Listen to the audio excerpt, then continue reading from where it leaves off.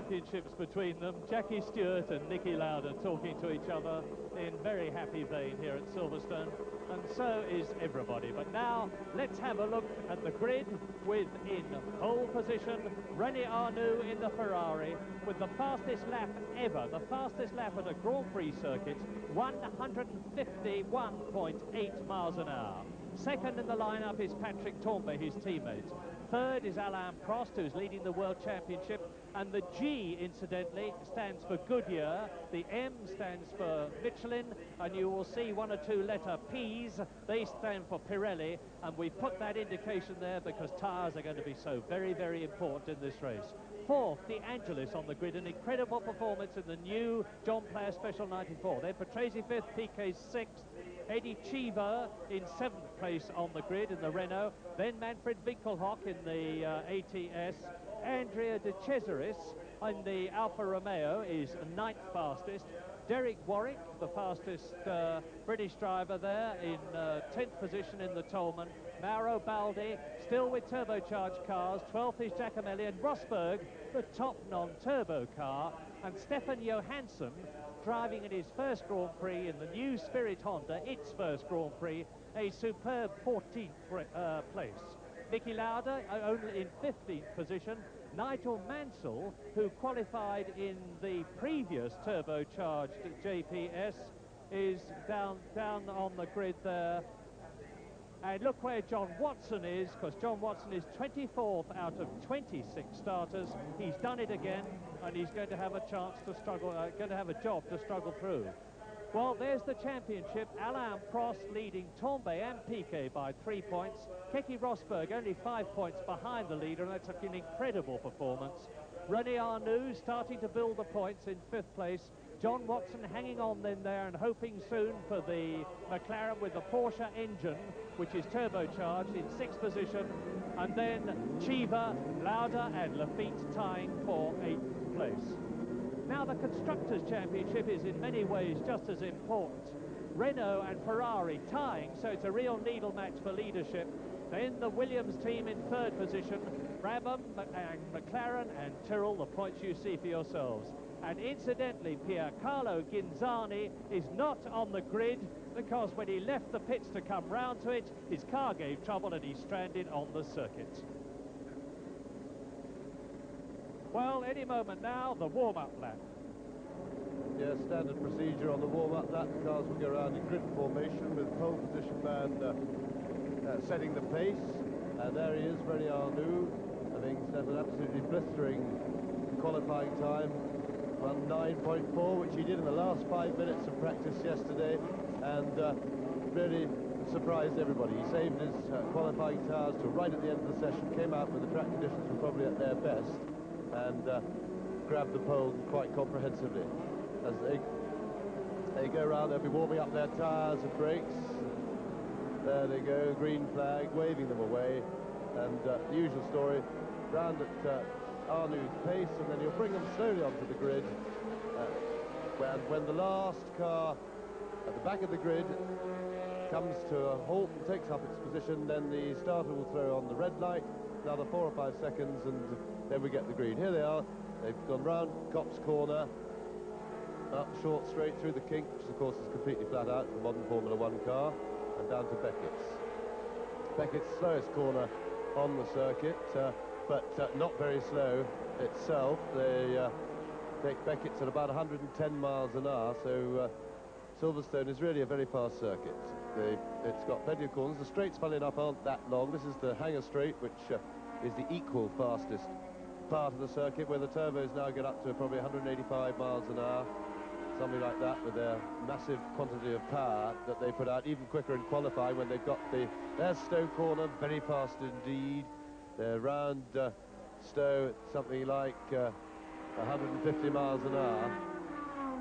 Very good place to watch. That's a good, nice camera position we've got there. You'll see the cars once they're going for it, really sliding off the apex of that corner. The drivers turn through now down to Club Corner. The entry to this corner is very, very important. The road undulates a bit, and you need to be turning fully when you get on the upslope of the undulation, as it were, to get the tyres to really bite, to get the weight in. Down there through the kink. again, which of course is flat out except where the track is wet. Coming up to the bridge, and you'll see that Arnoux has slowed it right down. It's important to do that because it takes a while he wants the field to bunch up, so the chap on at the back of the grid arrives as soon as possible after he's sitting there, because these cars don't like to sit still for too long. They don't have any fans in their radiators. They depend on moving through the air, so the engine starts to overheat, especially in this weather. If the engine temperature is rising all the time when they sit still, and of course they'll have the car in gear. They don't want the clutch dragging for too long because that can overheat. So Pullman does not want to sit with the car in gear and the engine revving stationary for too long. So there is René Arnoux, who averaged 152 miles an hour for his qualifying lap of 1 minute 9.4, which is really quite something, because this circuit has got enough corners to get in the way. 67 laps then, the 36th British Grand Prix, organised as ever, flew perfectly by the RAC, Motorsports Association. There they are, the lights are going on any second now, and away they go! And Arnoux leads away. Torbay is going to come up alongside him as they go into Copse. The two Renaults are together. Round Copse Corner they go, the first 5 virtually as one, and one of the Renaults has slotted into second position, into third position, challenging, and Patrick Torbay is going to try and take René Arnoux on the inside, and he's done it. And Torbay leads. Arnoux is in second place, Prost is third, Patrese is fourth, Chiva is fifth, and Nelson Piquet is in sixth position. And Elio De Angelis had a very poor start. That is Rosberg off on the grass there, giving him a little nudge, but he's back on in one piece.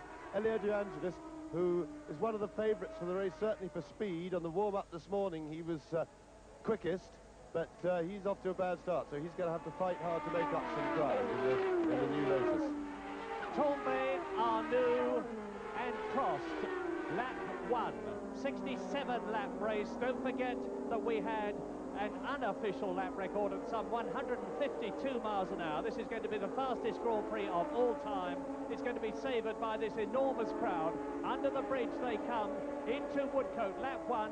Ferrari leads, Torbay, Ferrari second, Arnoux.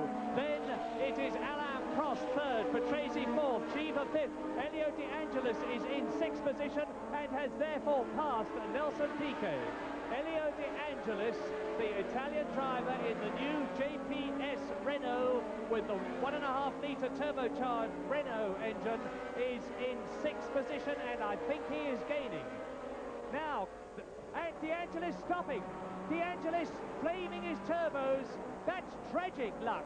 On lap 2, Elio De Angelis will be absolutely furious. Yes, great shame to lose De Angelis so early on, because the car went really very well indeed in practice, and particularly well in race trim this morning, so that'll be a great disappointment to De Angelis and the Lotus team.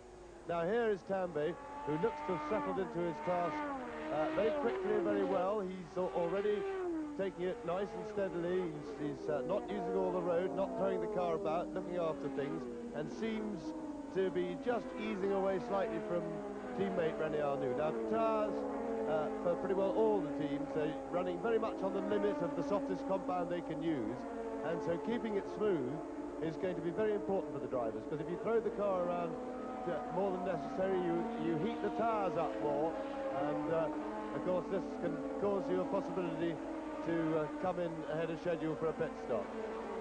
Well, bad news for JPS Renault team right at the beginning, with Elio De Angelis going out in sixth place on lap 2. But Nigel Mansell, who qualified in the previous car, is now in the new one and has come up in only one lap from 16th to 12th place.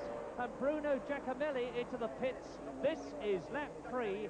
Now, this could well be a sign of how the heat is going to affect cars, and it's not at all unlikely that one of the Ford Cosworth-powered cars, without the power of the turbocharged cars, although heaven knows they get about 520 horsepower, could come through into a very strong position at the end of this race, because the heat is going to be especially critical to the turbos. But now, on lap 3 in the 67th lap race, there is the position, and you just saw the leader, Patrick Torbay, who has already won this year. As you look at Bruno Giacomelli's car, here is Tombe coming into the chicane, followed by Arnoux and Prost, and the gap between Tombe, the leader, and Arnoux is 0.83 seconds, and we're still waiting. There goes Derek Warwick, and Nigel Mansell is now right in the wheel tracks of Derek Warwick, who is in 9th position. So Nigel Mansell in car number 12, the new JPS Renault, is starting to carve his way through the field. He has come up from 16th position to where he is now. Yes, well, that's terrific news for Lotus and for Nigel. There is Nigel Mansell at the back of that bunch in the black JPS Lotus, and this should help to offset the great disappointment they must be feeling over De Angelis' performance, but it's terrific news for Nigel. He's had a really very troubled practice. Every little thing has gone wrong, as of course can happen with a brand new car. No criticism of the Lotus team, who in fact deserve the highest praise for their efforts in getting the car ready at all. They built this car very quickly for this race, and it must be very rewarding for them to see Nigel going so well. But now, of course, he's up with the turbos. He's dealt with the Cosworth-powered cars, but it's going to be a much more difficult task for him to get past Derek Warwick and get stuck in and chase the leaders. Now here we are, back to the leaders. Tambay leading across the start-finish line under the bridge and up to Copse Corner, with Prost in the Renault staying right with them, and Prost is in fact beginning to harry René Arnoux. He's beginning to look for a way by, and Patrese in the Brabham is ready to sweep up any errors as well. So these four leading cars look very evenly matched. Prost is now looking to get into the slipstream, get a tow down the straight, and we'll see. No, he doesn't have the power. You see, it looks, if anything, the Ferraris seems to have a little bit more power. He's quicker than the Renault on the straight, which is going to make things very difficult for Prost to get past, because he was in the slipstream, and even despite that, even with the hole in the air made by the Ferrari in front, he couldn't make any impression on the straight. Lap 5 then. Patrick Tambay leads, Arnoux second, and it has been calculated that in practice form the Ferrari engines are generating over 800 brake horsepower, and in race form they've got more power than any other turbocharged car on the circuit. Tambay coming through the chicane. This is lap 6. Derek Warwick is in 8th position. Nigel Mansell in his wheel tracks is in 9th place. There is the leader, Tambay, and now there is Warwick and Mansell absolutely together. 8 and 9 coming down to Copse Corner. Look for the distinctive blue car of Derek Warwick, who was up to 2nd place at Brands Hatch in the British Grand Prix last year. And on lap 6 then, as we look at René Arnoux with in the Ferrari with Alain Prost in his wheel tracks. The order is Tambay, Arnoux, Prost, 4th is Patrese, 5th is Piquet, 6th is De Cesaris, 7th is Winkelhock, and Nigel Mansell is still 9th. Yes, the power advantage of the Ferrari over the Renault is visible. If you watch carefully when they come out of Beckett's, each time Prost has been right on, and Eddie Cheever there just being pushed into the garage, so he's out. Obviously some sort of terminal mechanical failure with his car, so that's the end of his day's work. But if you watch, and when we go on... That is sorry, James, but that is Stefan Johansson driving in his first Grand Prix, in the first Grand Prix for the Spirit Honda. He's driving the car there that was in the Race of Champions, but he's clearly out of the British Grand Prix. And it's very close at the front now. Tambay, Arnoux, Prost. Now, if you watch, when they go up to, they're going up to Beckett's now. Out of Beckett's, you'll watch Prost, unless he can get him going into Beckett's, will be right behind the Ferrari, and then you can actually see the Ferrari accelerate out through the kink and pull away down the straight. That means it's got quite a big power advantage, probably 30 or more horsepower over the Renault. Now, here's Prost right behind him, and now you watch the Ferrari just pull the gap. Look at that acceleration advantage he's got. He's already pulled a couple of lengths, and he'll increase that as they go down the straight. Now, this is really means it's going to be very difficult for Prost to overtake, because he needs to be able to pull up on Arnoux on the straight, and he's going to have to try and persuade Arnoux to make some sort of a mistake to let him get alongside, to get slow out of a corner. Lap 7, over 1/10 distance already, and the leading non-turbocharged car is that of Niki Lauda, who is in 10th position. John Watson is in 14th place. And Derek Warwick in the turbocharged Tolman is in 8th place ahead of Nigel Mansell, who is 9th. And now, as they go through at the end of their 7th lap and into their 8th, Tombe and Arnoux, it's the same story. The two new C3 Ferraris. This is the first race that this Ferrari has taken part in. It is a development of the previous 126 turbocharged V6 Ferrari. It has Kevlar bodywork and chassis, and it's designed by Englishman Dr. Harvey Postlethwaite, working from Maranello in Italy. And so there, going through, is De Cesaris, followed by Winkelhock, followed by Warwick, and there is Mansell, who has dropped back a bit, still in 9th position. Niki Lauda is in 10th place and is still the leading non-turbocharged car. And Nigel Mansell has probably decided to settle down and see how things work out, because, as I said earlier on, the heat, the speed and the power of these turbocharged cars, Bruno Giacomelli is coming into the pits, is going to take a terrific toll later into the race. Well, Eddie Cheever, the man who was second in the Canadian Grand Prix, the man who joined Renault this season. What happened, Eddie? My engine lost all its water after 2 or 3 laps. I don't understand why. It's a pity because my car was running very well. We were keeping up with the Ferraris quite easily. I got away with a good start.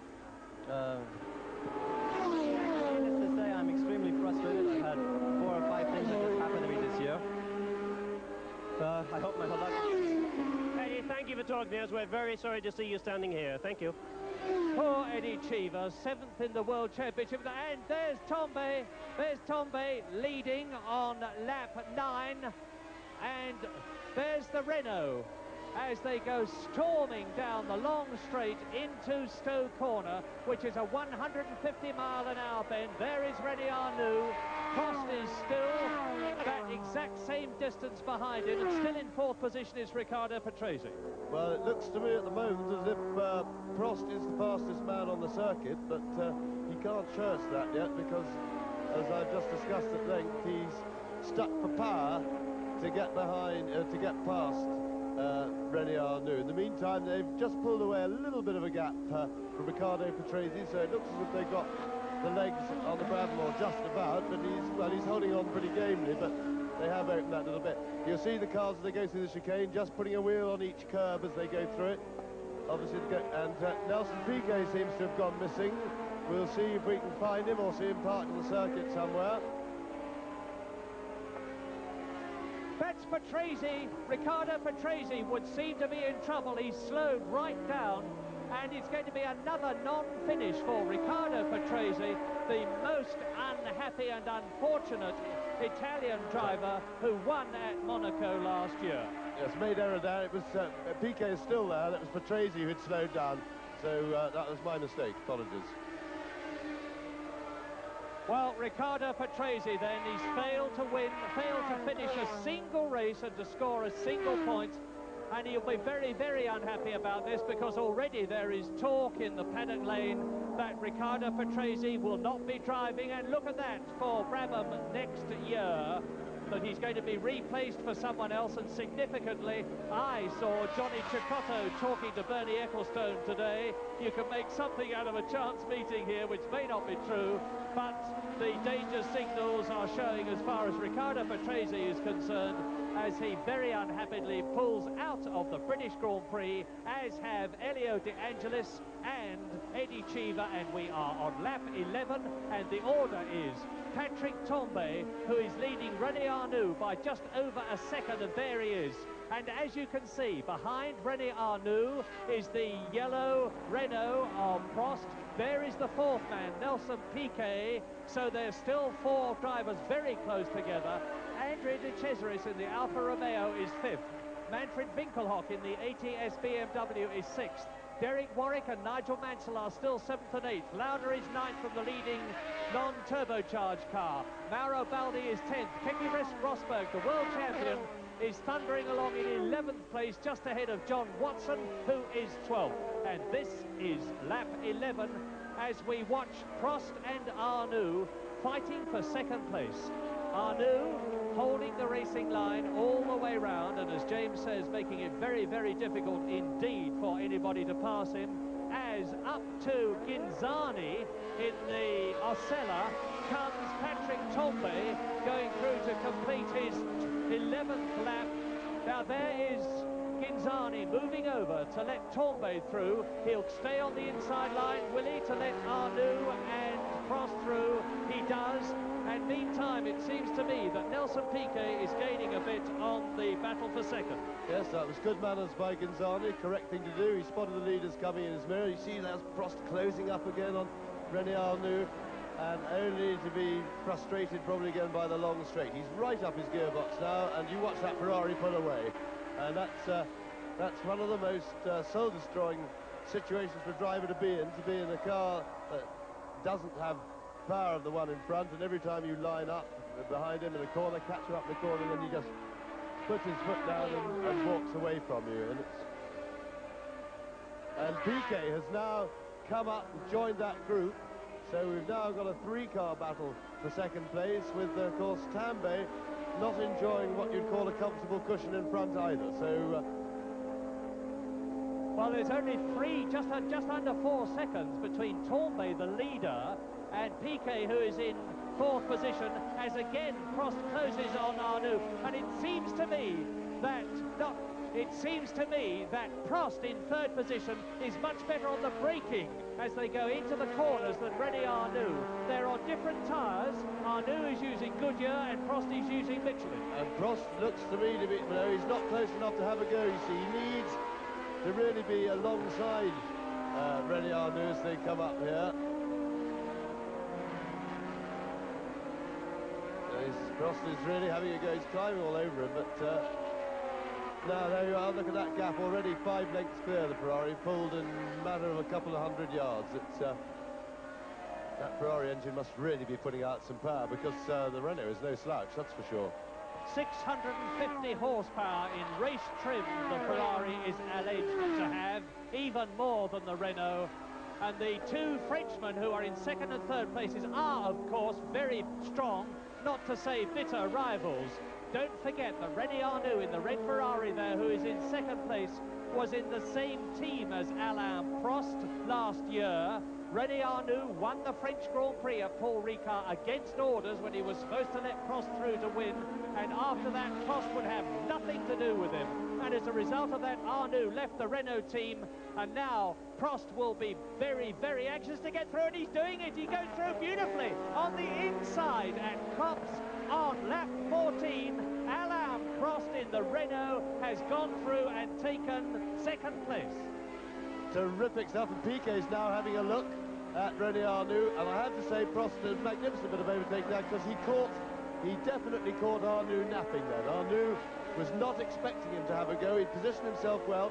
He'd done the right thing by not giving him any indication that that was where he was going to have his go, and that was a sort of very intelligent approach to it that you'd expect from Alain Prost, because he puts plenty of brain power into his driving, and that is a very necessary ingredient for being successful in this business. And Alain Prost already has pulled away, and it's going to be no time at all before he catches Arnoux's teammate, Patrick Tambay, who so far has had a comfortable race, but I think Prost is about to change that and try and make it a bit uncomfortable for him and bring him under some pressure. And now Nelson Piquet, the 1981 world champion, is going to attack René Arnoux. And don't forget that we've still got the refueling stops, which could well transform this race, with René Arnoux dropping back, with Prost pulling away, with Patrick Tambay still leading, with Nelson Piquet challenging for 3rd position in the Brabham. And we are now on lap 15 out of 67, and the refueling stops are due to start on lap 29 when, if our information is correct, Manfred Winkelhock will be the first driver to pull in and take on fuel. And now Nelson Piquet in the superb, in my opinion, the best-looking Grand Prix car of them all, the Brabham BMW designed by Gordon Murray, is pushing René Arnoux very, very hard indeed. Yes, things should be a little bit easier for Nelson Piquet than it was for Alain Prost, because he can't do it here. It's just a dab on the brakes. There isn't the room, but the Brabham seems to be quicker in a straight line than the Renault, and he doesn't seem to be walked away from to quite the extent that Prost was suffering. But the Ferrari is still enjoying a power advantage. There's no doubt that it's putting away, and it must be a considerable one, because the Brabham is probably the most slippery of the current crop of cars aerodynamically. There is 0.32 of a second between these two cars, and all the time, of course, Patrick Tambay in the lead is ahead of both of them. They had a little nervous glance in the mirror from Arnoux approaching Copse corner there to see if Nelson Piquet was going to do the same thing to him that Prost had done a couple of laps earlier. It is very, very hot and getting hotter. It is sultry, it is very humid. The cockpit temperatures, I would not be at all surprised to find, were of the order of 130 degrees.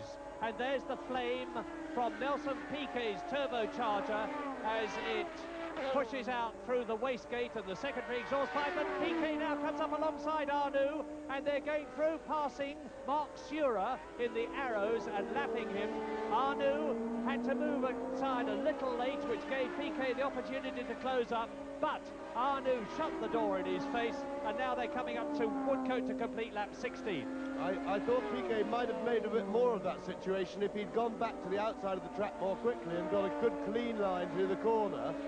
I tucked in behind Arnoux and then had a run at him coming up under the bridge, but it's very hard to tell from here. He's down there in the cockpit, and things can very often look easier from our comfortable perch, albeit rather a hot one. Lap 17, and with Patrick Tambay in the lead and increasing it, there he is. There's a long gap now between himself and René Arnoux, because, as we have said before, Patrick Tambay has got a clear track in front of him, except for passing tail-enders, which he can do quickly and cleanly. Whereas Arnoux has got to try and keep Prost back, and Prost has got to try and get past, as he has done, Arnoux. And now Prost is closing right up on Patrick Tambay. There's Piquet closing up on Arnoux. So Prost is catching Tambay, and Piquet is right with Arnoux. It's interesting, Prost has not caught Tambay as quickly as I'd expected him to, which is good news for a close race, because it means that even if Prost can get by Tambay, he's not going to romp away. And bear in mind that the leading runners are all going to make pit stops during this race, as a result of which we can get the sort of lead that anybody is going to enjoy, I think, can be very quickly and easily negated by the pit stop. Lap 18, and as we look at the battle between René Arnoux and Nelson Piquet for third position, and there it is, Patrick Tambay leads, Prost right behind him. This is the battle for third.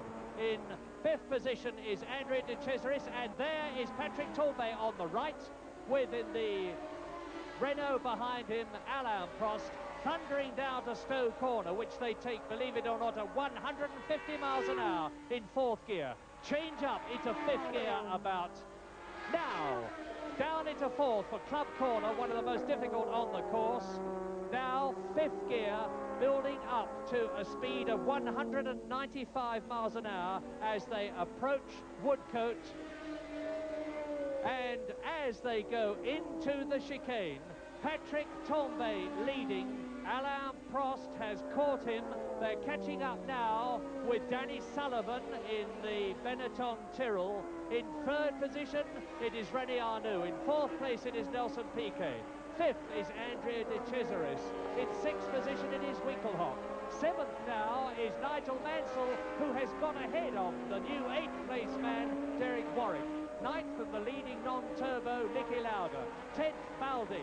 11th, Watson. And in 12th position, world champion, Keke Rosberg.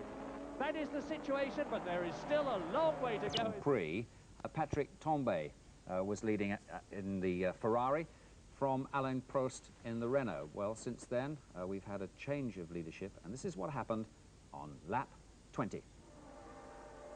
Well, is Prost catching Patrick Tambay? He has taken a lot out of the Frenchman's lead.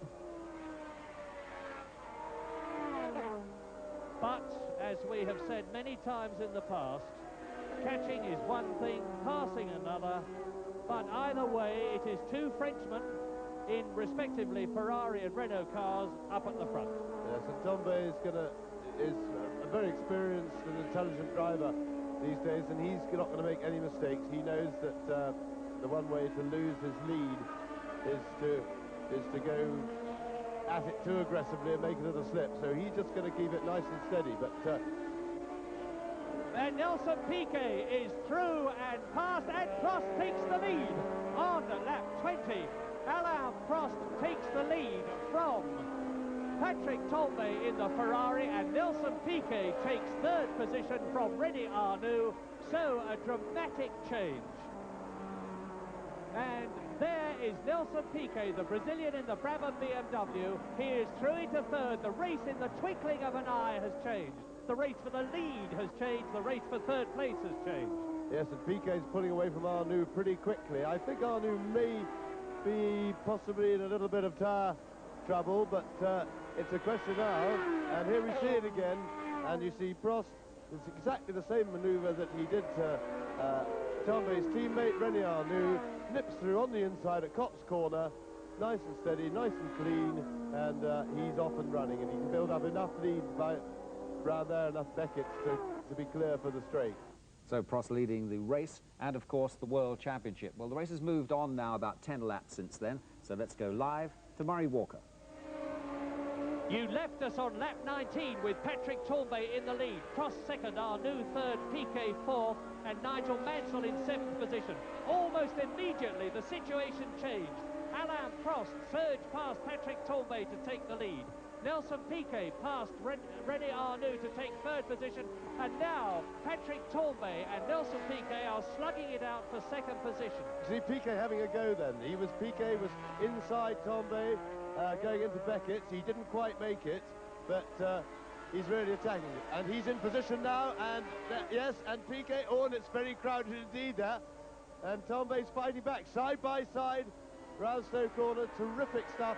And I have to say that was very bad luck on Piquet, because the back marker undoubtedly got in the way, and that was to Tambay's advantage. So Piquet a bit unlucky when he finally is in position, but he's also in good position now to have a go under braking if he can stay that close as they go up under the Daily Express Bridge. And Piquet, can he duck out? He's having a go, and he's done it. He's got inside. Oh, it's all a bit tight. He slid wide, but he's held it together, and that was very much on the limit stuff. Piquet was only just slowed down enough to make it into the chicane. He went a little bit wide, but 10 out of 10 for it. A fine piece of overtaking. Tambay did everything he could to resist it. And does that not show how these Formula One Grand Prix drivers trust and respect each other? Because Patrick Tambay gave way at the very last moment. He didn't attempt to bang wheels or bully his way through and keep Piquet back. And as a result, Nelson Piquet, who started on the grid comparatively far back for him because he was in fifth position, has now fought his way up into second place. Nelson, here we go, see it again. Now, right on the limit, you'll see these drivers are really having a go. Now, you see Piquet, he's really struggling to get into the corner. He misses the apex. Look, he doesn't make the apex, and he's a little bit wide, but Tambay hasn't got the space to repass, and now he's got it gathered up together again, and he's off and running and clear. Now, we have a situation where Piquet is some 9 seconds. That's John Watson making his pit stop. That's McLaren's making a scheduled stop. This is the first pit stop for refueling that McLaren have ever made. You'll notice their different clothes, their uniforms. They've got angled petrol fillers, and John Watson gets away in. And into the pits now comes René Arnoux in the Ferrari in fourth place. And this is lap 33. Let us see how the well-drilled Ferrari team in their immaculate uniforms and helmets, deal with it. In goes the hose. Off come the wheels already with 5 seconds gone. A really good pit stop can be done in 12 seconds, and by now René Arnoux will have lost 4th place to Andrea De Cesaris. He goes out in 15.45 seconds. Andrea De Cesaris will have moved up into 4th position, and Nigel Mansell will be challenging René Arnoux very hard as he comes back onto the circuit at Copse. Well, not a bad start by Ferrari, and not a bad one for the first time by the McLaren team, but I think Watson appeared to be having trouble getting the car into gear or something, but they got him moving again, but they lost a couple of seconds actually getting the car to roll once the work was done. Now, Alain Prost is leading Nelson Piquet by less than 12 seconds, and Nelson Piquet is definitely the man to watch as we see Roberto Guerrero being passed in his Theodore by Patrick Tambay. Yes, and a lot of pressure now on the Brabham team to turn Piquet round quickly when he comes in for his stop. They've been very, very good at it. They have probably the best record for good pit stops of any of the teams. They were the first to do it. But now it's a real crunch moment for them. Home Grand Prix, under pressure, because if they can do a really good one, they may well help Piquet's cause by 3 or 4 seconds over the Renault team, who traditionally haven't been quite as quick. But the pressure being any sort of panic or over-enthusiastic haste tends to end up in a mess, and you can lose time. So the pit stop really has to be cool. 12.8 seconds is the gap that we see there, and we're going to keep looking at that gap to see if Piquet is making any impression on Alain Prost on the road. Well, Nelson Piquet is not due to pit stop until lap 38, but Alain Prost is due to pit stop on lap 34, and we're now on lap 35. So Alain Prost will be coming in any moment now, and Nelson Piquet will then go through into the lead. And as James says, everything will depend on how fast, comparatively, Alain Prost and Nelson Piquet's pit stops were. Prost leading on lap 35. Into the pits now is coming Andrea De Cesaris, who is in 4th position in the Alfa Romeo. And there is the Ligier of Jean-Pierre Jarier, but the Alfa Romeo of Andrea De Cesaris is also in the pits for refueling, and he's in 4th position as out of the pits goes number 25, Jean-Pierre Jarier, 16.4 seconds. That's 1 second longer than René Arnoux' car. And now they're the Renault pitmen ready, and on the other side of that board, which has 16 on it, is the number 15. And that is to show Alain Prost exactly where he has got to stop. That Renault official there is Alain Prost leading the British Grand Prix on lap 36, while calmly in his pit position wait the Renault mechanics, the refuelers, the tyre changers, the man who's got to hold the board to show him exactly where to stop, and most vitally, the pneumatic hammer operators and the 2 men, front and rear, who have to operate the jacks to lift the Renault off the ground and enable those wheels to come off. And of course, it is the driver's responsibility to put the brakes on when the wheels are off the ground to stop them going round. And Alain Prost actually forgot to do that in one of the races and made things extremely difficult for his technicians. Niki Lauda is coming into the pits. Here he is. Niki Lauda, number 8, double world champion, and he is now in 6th position. And as I talk to you, Nigel Mansell is up into 5th position. So there is Niki Lauda. And Alain Prost is now coming into the pits. So there is Prost. Now they're giving it's a bit of a tight pit road, and of course they're still racing now, so he's getting it full pace, doing a good 120 up the pit road, slowing down now. There's his board. He has to follow the line, stop in exactly the right place, and as Murray rightly said, keep the foot on the brake, otherwise the mechanics can't get the rear wheels on because they roll. And Tambay is also coming to the pit, so they're all coming in at once. And Renault going very, very good stop by the Renault team, 14 seconds. And here we are, the Ferrari team already at work on Tambay's car. We haven't got there's the clock running on them. Yes, I have a stopwatch running. Actually, it's now 13 seconds since Patrick Tournbay stopped. It looks to me as though he's going to be a whisker slower. No, he gets away only 0.65 seconds between Alain Prost and Patrick Tournbay's stops. And that was, see the cold tires as he smoked away with the rear wheels spinning like mad. So there is Prost out warming up his fresh set of tires. And he's purring past one of the slower cars on the straight, but he won't want to be too quick through this corner till he's got his new set of tires nice and hot, and that was Rosberg that he actually passed there.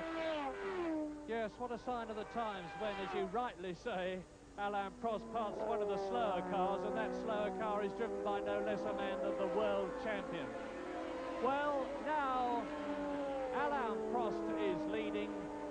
Now, it is going to be very close between him and Nelson Piquet, because Piquet, of course, has gone into the lead with Alain Prost having stopped. And the really critical thing is going to be how long it takes Nelson Piquet to have his pit stop. And he's due in on this lap, actually. And we're keeping our eyes peeled. There goes Nigel Mansell, who is now up into 4th position, believe it or not, thanks to all the pit stops. Nigel Mansell in 4th place.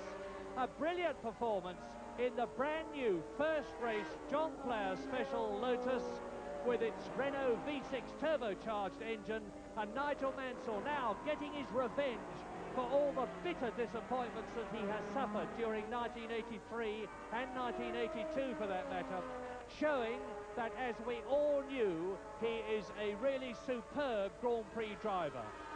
The highest place that Nigel Mansell has ever finished is 3rd position, and with Nigel now up into 4th place, Piquet leading, Prost is in 2nd place, in 3rd position. Now going through, now thanks to the pit stops, Nigel Mansell that we are looking at is moved up yet another place. He's in 3rd position. This is great news, and I need hardly say that all the British enthusiasts around Silverstone are absolutely wrapped in excitement. Mansell goes through, he blasts his way across the line, and Nigel Mansell, in the new John Player Special, is due to come in practically, yes, last of all. He's due to come in on lap 43. And now on lap 39 in this 67-lap race, Piquet leads but has yet to make his pit stop, which he is due to do on this lap. Yes, they're going to have to do, the Brabham team are going to have to do a really fast stop to get Piquet turned around, because Prost was sufficiently efficient in his stop that he's only 16 seconds behind Piquet on the road, and Piquet, of course, has yet to stop. Mansell's position at 3rd on the road is a little bit of a false one at the moment, of course, because he has yet to make his stop, but he's put on a superb performance, and if the Lotus team can turn him round quickly, they will, he may make up a couple of places on his, as it were, true position. There is Nelson Piquet. He's due in the next lap. Whether he'll come or not remains to be seen, but I would think so. Well, while James has been talking, I've put the gap, a stopwatch on the gap between Piquet there and Prost, who is in 2nd place. Prost having pit stopped, Piquet not having pit stopped, and the gap is 15.8 seconds. Now, Alain Prost's pit stop was 14 seconds, so everything in this race is going to hang on how efficient and quick is Nelson Piquet's pit stop. The enormously experienced Brazilian now, 30 years old, and in his time, 72 Grand Prix, he has won 8 of them. He's had 7 fastest laps, the world champion of 1981, and he devoted 1982 quite deliberately to developing with Gordon Murray and Paul Rocher the new BMW engine. And is he coming in this time? No, I think. No, he's gone to the left-hand side of the road, so he's doing another lap. I'll try and have a look at his pit board, see if they're calling him in. Somebody's lost some bodywork on the track. There's a lump of Ligier-looking bodywork. I can't be sure. They'll want to remove that. But all excitement, that bit of bodywork, I didn't manage to see whether Piquet's pit had called him in or not, but must come soon. Well, it's a tasty bit of Ligier bodywork, It looks like the bit behind the driver's head that's come off that slots in around the roll bar, but it couldn't be in a worse place. As you see, it's right in the middle of the track, I think on the entrance to Cox. There is Nelson Piquet. Now, it is of critical importance to watch Piquet, who is in the lead, Prost, who is second, continually to take the gap between them, because there is Piquet going through. It was 15.8 seconds, the gap, when I last took it, and it could be that now Nelson Piquet, who's coming up to the 165-mile-an-hour Abbey curve, is going to come in this lap. He looks at me as though he's coming in. Yes, he's coming in this time, and they're going to have to really shift this pit stop. He's not going to get out in front of Prost, that's for sure, but it's a question of whether he can get out in striking distance.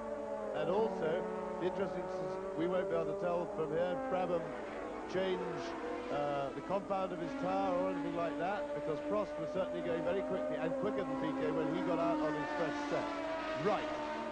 Stop. 2 men on each wheel, one on the hose, and look how quickly those pneumatic hammers stop, and it's got an inbuilt jacking system, and 12.26 seconds gives Nelson Piquet a 1.8-second advantage over Alain Prost, and he's being held up coming out of the pits.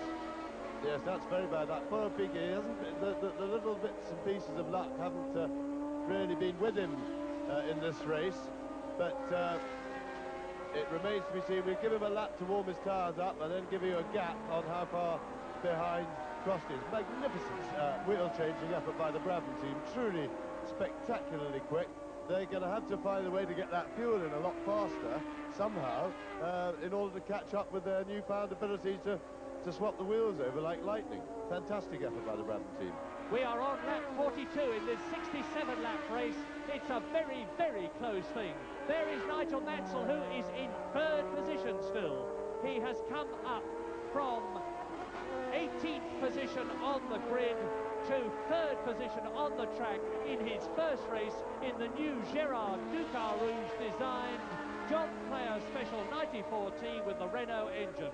And if ever anybody made a magnificent investment, Lotus made one in taking Gérard Ducar Rouge, the ex-Alfa Romeo and the ex-Ligier designer, on to produce a new car for them, because that is it. And the really dramatic story about Nigel Mansell is that last night a completely new loom was made for his car's wiring system, and that was fitted first thing this morning, and instantaneously it cured the problems. And there is Keke Rosberg, the reigning world champion, in 9th position when he came into the pits. He's completed his pit stop, or has he? He's a bit slow getting away. But Keke Rosberg, the world champion, and I can't give you a time, I'm sorry, because we didn't see him come in, although we saw him go out. But knowing the Williams team, it will have been a very quick one. And there is Alain Prost. The question is, where on the track is Nelson Piquet? And you see that Nigel Mansell, joy of joys for British enthusiasts, is now in second position. But as James said earlier, that's a slightly false reading, because Nigel Mansell has yet to make a pit stop. But that takes nothing away from his superb performance, the highest he's ever been in a Grand Prix, and here he is, into the pits. Now you can see the lines of the new John Player Special 94T. Nigel Mansell at the wheel, the man from Hall Green, who now lives at Port Erin in the Isle of Man, and he stops his car now.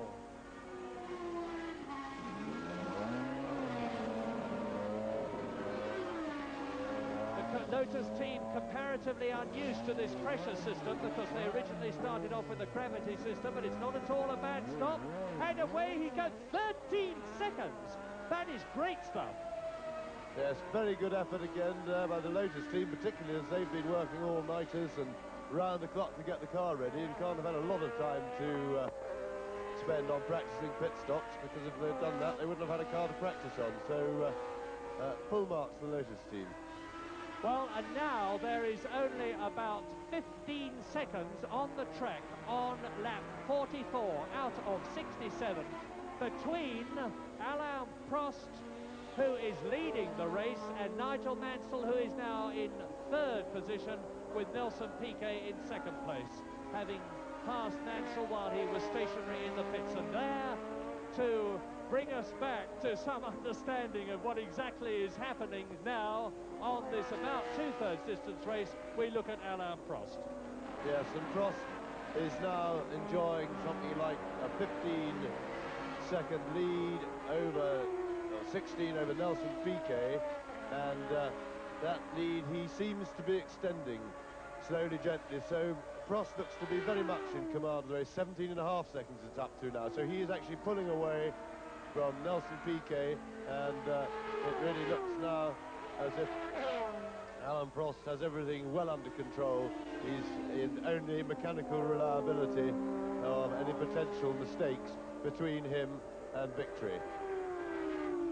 This is lap 45 out of 67. We are into the closing stages of the 36th British Grand Prix, and there is the race leader, Alain Prost, in the Renault, on his way to his 8th Grand Prix win. But whilst the Renault has failed with Prost at the wheel in the lead before on many occasions, it is unlikely to do so in this race, because Renault seem to have got their reliability right. In second place now, it is Nelson Piquet in third position, and there's a change. Patrick Tambay has regained that third position. In fourth place, it is Andrea de Cesaris. In fifth position, it is René Arnoux. And down to sixth place as a result of his pit stop has gone Nigel Mansell. But on lap 46 with Alain Prost out front from Nelson Piquet. Let's rejoin it now for the rest of the race with Murray Walker. And as you rejoin us, there is Alain Prost negotiating the chicane to complete his 52nd lap in the lead. In the lead from Nelson Piquet, who is ahead of the third place man, Patrick Tambay, by about 8 seconds. But the real drama is that Nigel Mansell in the new John Player Special Renault, and there he is, 94T, designed by Gérard Ducarouge, its very first race. Nigel Mansell is in fourth place and some 19 seconds behind the third place man, Patrick Tambay, coming up to complete his 52nd lap in the 67 lap race, having driven, I think it is fair to say, the race of his life, because Mansell has suffered the most appalling frustrations in practice. They got his car right, and he's certainly using it. Yes, marvellous effort. He now, though, is going to need mechanical failure or problems to make up any further places, because he's not catching Tambay fast enough to catch him before the end. He's only got 15 or 16 laps, 15 laps left to do it in, and that gap is too big. But plenty of mileage for things to go wrong for anybody up front, including, of course, Nigel himself. So we'll keep our fingers crossed that he has no dramas and just keeps plugging away. Lap 53, the order. Alain Prost leads Nelson Piquet by 16 seconds. Patrick Tambay is third, 8 seconds behind Piquet. Nigel Mansell is fourth. In fifth position is René Arnoux. Sixth is Niki Lauda in the World Championship points, leading non-turbo car. In seventh place is Mauro Baldi. Eighth is Andrea de Cesaris. Ninth is John Watson. 10th is Jarier. 11th is world champion Keke Rosberg. 12th is Alboreto. 13th Lafitte. 14th Sullivan. Then 15th Boutsen. 16th Guerrero. 17th Winkelhock. 18th Sura. 19th Brazil. And in 20th position, but now 6 laps adrift, is Piercarlo Ghinzani. And effectively, there are 10 cars left in the race, because there have been quite a lot of retirements, and those places I gave you included the positions in lieu of those lost laps. And that is Niki Lauda, who is still holding that 6th position, the World Championship point. Yes, very good race that Lauda and his McLaren is having, the Marlboro McLaren, going under the bridge. Boutsen. There's that braking Thierry Boutsen, who's made such a good, promising debut to his Grand Prix career. That McLarens must be very pleased with the performance of their car in this race, leading normally aspirated car, and has been right there all through the meeting, because of course they've got their turbo engine running now. It's in a workhorse chassis which isn't built up for Grand Prix specification, hasn't got the full tanks and everything like that in it. They're very pleased with the performance of that car, and the McLaren team are working flat out on getting, there goes Nelson Piquet, just nipping past the back markers, see how quickly he catches Niki Lauda. But McLaren's hope to have their chassis ready within a month's time and running with the turbo engine in it. They were a little bit let down by Porsche in getting the car ready, because they needed a dummy engine several months ago in order to start building the chassis. And although Porsche delivered them a running engine on time, that was the first they ever saw of it. They never got the dummy in order to start building their chassis. So and that's a necessary thing, because you build the chassis round the engine. And so they were a bit held up. But the engine has proved extremely satisfying, particularly as a brand new, straight out of the box product so far in the testing that they've done. Niki Lauda, 6th position, albeit lapped by Alain Prost, and Nigel Mansell is, albeit slowly, catching Nelson Piquet. The gap is down to 15.8 seconds, to Patrick Tambay, I'm sorry. The gap between Tambay, who is 3rd, and Mansell, who is 4th, is down to under 16 seconds. But Mansell is not catching the Frenchman, Patrick Tambay, in the Ferrari fast enough to gain that 3rd position by the end of the race, unless Patrick Tambay has to slow. There is the 2nd place man, Nelson Piquet, on his way to 6 points in the World Championship. And the interesting thing at the moment is that the race leader, Alain Prost, is also the World Championship leader. The 2nd man in the race is also 2nd in the World Championship, and the 3rd man in the race is 2nd in the World Championship, Patrick Tambay, tying with Nelson Piquet. So the World Championship positions, as far as the first 3 places, there is Prost, are going to be very little changed. But all the time, Alain Prost, thanks to this, for him, marvellous newfound reliability as Piquet passes Lauda of Prost Renault, is increasing his points advantage. He has 30 points at the moment. He will get 9 if he wins this race, which seems very likely, because he's now on his 57th lap out of 67. Nelson Piquet, who is in 2nd place, would get 6 points and make him 33. So the gap would increase from 3 points between Prost and Piquet to 6 points. And Piquet would have a solid 2nd place just ahead of Patrick Tambay. But all this remains to be seen, because the race is far from completed. Alain Prost, that we look at now, on his way in car number 15, the very smooth, very quiet, beautifully handling, brand new chassis RE40 car. It's the first time Prost, who's just nipped inside Keke Rosberg, has driven this particular car in a race. It's the RE40 and a brand new tub and all the rest of the machinery. And he's on his way now to his 8th Grand Prix win in a very short Grand Prix career. Considering the weather, I must say really a word of congratulation to all the teams, because racing cars, their unreliability factor goes up rather sharply with an increase in temperature, and we've got a lot of cars running still for such extreme conditions for these cars, and that is generally good engineering effort by all the teams. Patrick Tambay going into Cox and now out of Cox. That's the right-hander after the start, 125 miles an hour. He's coming up to Jacques Lafitte, who is well down, 13th position. It's been a pretty unhappy meeting for Lafitte. He was way out of form in practice, and Lafitte was right down in 20th place on the grid when this race started, which is most unlike him. He tends not to practice very well, but to be a real charger in the race. And as you can see, Jacques Lafitte has got the Tyrrell of Michele Alboreto, who of course won at Detroit this year, and is using one of the latest Ford Cosworth DFY engines in front of him. And behind him, he's got the 3rd place man in the race, Patrick Tambay, and the gap between Tambay and Mansell is now down to 13.2 seconds. And it could well be that Tambay has been delayed a bit. Now, as they come out of the chicane, I will take the gap, because Mansell is closing much quicker than I expected him to. It was 18 seconds and then 16 seconds. Now you've seen on your screens that it's 13 seconds, and Mansell's going into and out of, and the gap is now down to 11 seconds. So if that is true, and it is true, I've just done it on my own watch, Nigel Mansell is gaining quite rapidly on Tombe, but he's on lap 59. It's a 67-lap race, and I don't think he can do it. I don't think he can, but it is still within the bounds of distant possibility.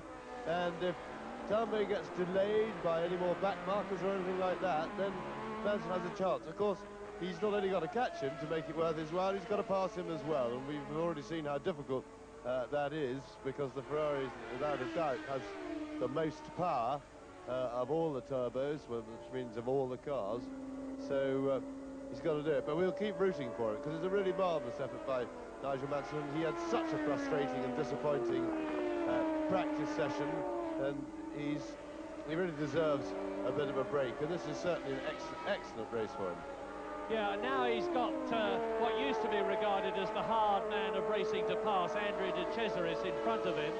But Andrea de Cesaris has been given a clean bill of health as far as passing is concerned recently by no less a man than Keke Rosberg, who had very little, if any, time for Andrea de Cesaris in the past.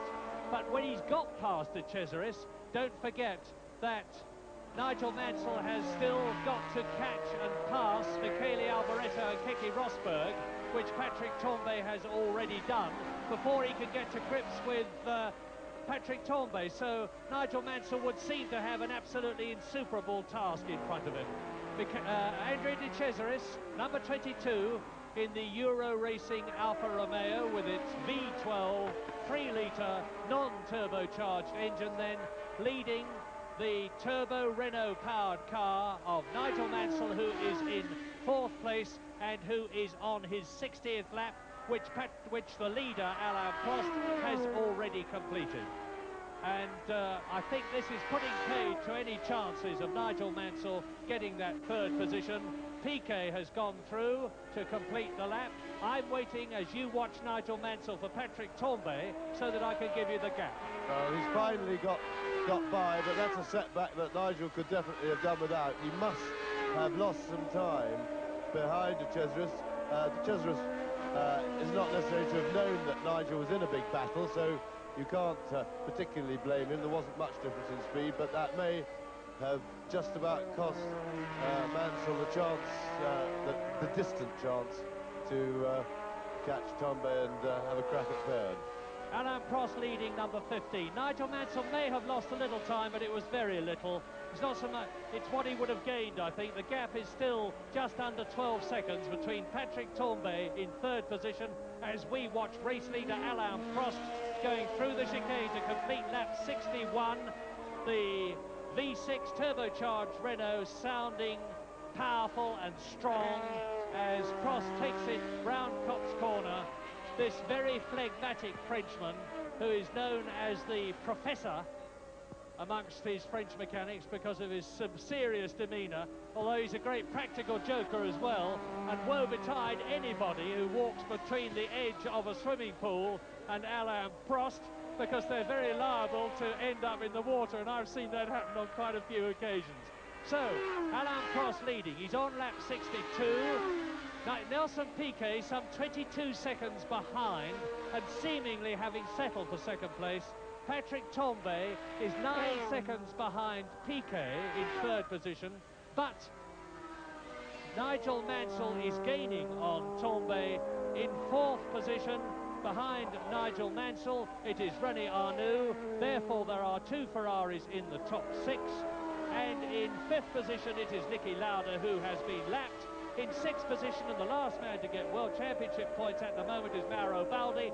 There, 4th position, is Nigel Mansell. Now, what's the gap? This is critical. I'm watching out for Tambay. I'm watching out for Tambay as Nigel Mansell. There is Patrick Tambay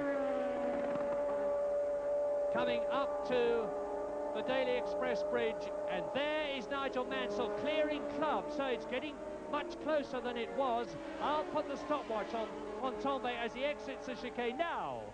And now you'll see Nigel Mansell in the black and gold JPS 94T behind Alboreto and the Alpha and Lafitte, and the gap is it's still 11, just over 11 seconds, and Nigel Mansell's got to fight his way through this mob in front of him before he can hope to get to grips. And we are on lap 63. On lap 63 with Prost leading, Piquet second. This man, Patrick Tombe, who has been a model of reliability and consistency this year, in third position. Fifth in Brazil, Patrick Tombe. Led Long Beach until he was punted off by Keke Rosberg. Fourth in France, he won gloriously at San Marino. Fourth at Monaco, second in Belgium. Didn't finish in Detroit. Third in Canada, second equal in the World Championship with 27 points. And he's in the running now for 4 more, with Nigel Mansell snapping at the heels of the Alfa Romeo and going through on the inside. Yes, beautifully. Passes Mauro Baldi. Now up to Michele Alboreto. A burst of power from the Renault engine, and he goes straight past Alboreto with the new DFY engine. And now Nigel Mansell, who is completing his 63rd lap, has got a clear track in front of him.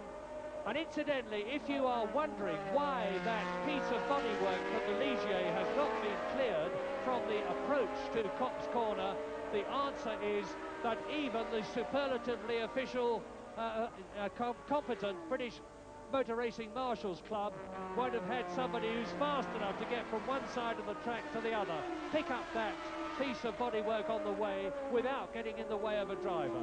And therefore the best thing to do is to leave it exactly where it is, because all the drivers now have passed it many times and will know perfectly well where it is. Lap 65 for the race leader, Alain Prost.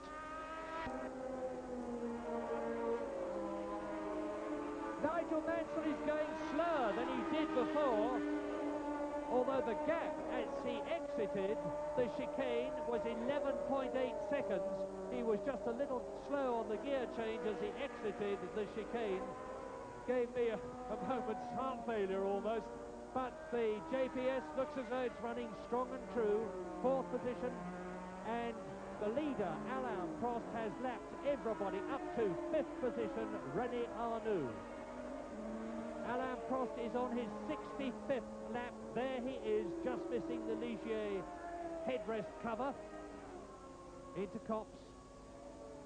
125 miles an hour, fourth gear. Up into fifth to take the left-hander at Maggots. Approaching 165 miles an hour. Now down into third gear for the right-hander at Beckett's.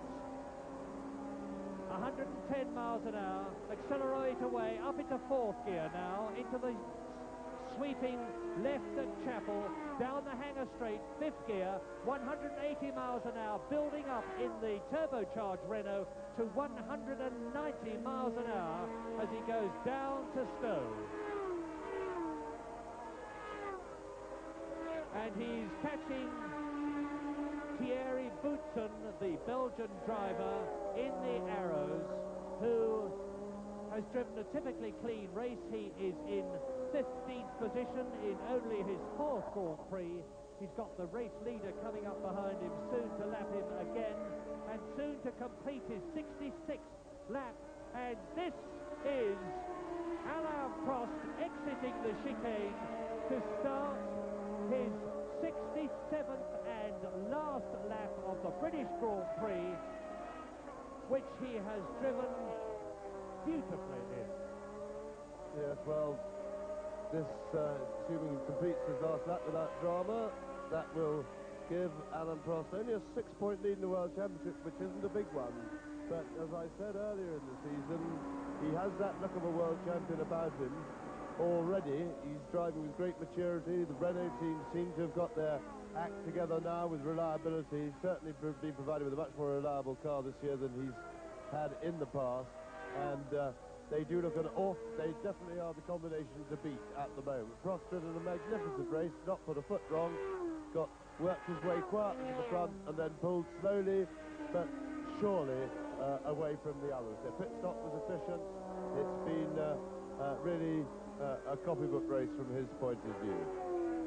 Alain Prost, quiet, determined, very ambitious, is almost home to win his 10th Grand Prix to enhance his chances of becoming the first ever French world champion in Formula One Grand Prix racing through the chicane and approaching the checkered flag, which is ready, and Alain Prost has won now as he waves to receive the plaudits of the crowd. The second place man, Nelson Piquet, goes into the chicane. Third, Tombe. Fourth, Mansell. Fifth, Arnoux. And sixth, having been lapped, will be Niki Lauda.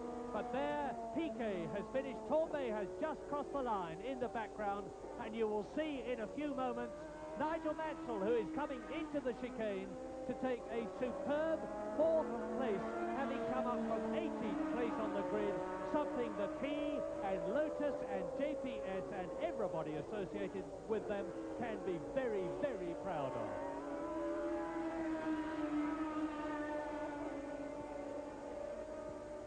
There then is the position, a win for Prost and 9 points, second Piquet 6 points. Patrick Tambay gets 4 points for third position. Nigel Mansell gets 3 very well-deserved points for his fourth place. René Arnoux brings the second Ferrari into fifth place. And Niki Lauda gets a point for being in sixth position and the top non-turbo car.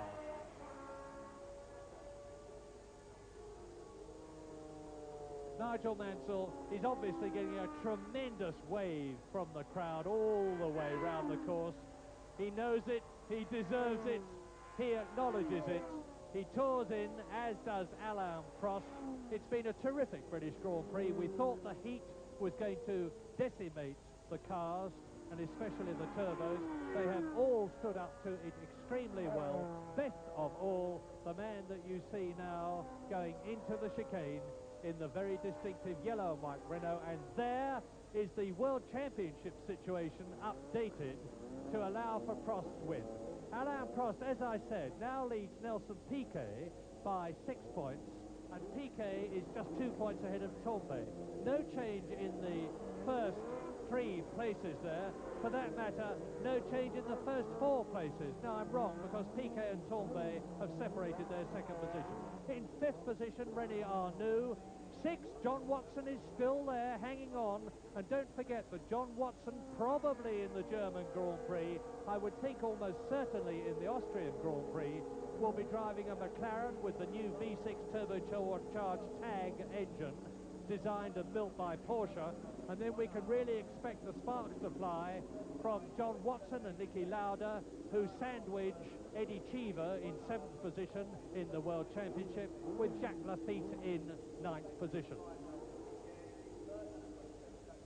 Well, the comment from this race is that the man is definitely Alain Prost, but what a tremendous drive too from Nelson Piquet, who wasn't really able to do anything about it, but fought through from a comparatively lowly position on the grid for him. Patrick Tambay, who had led,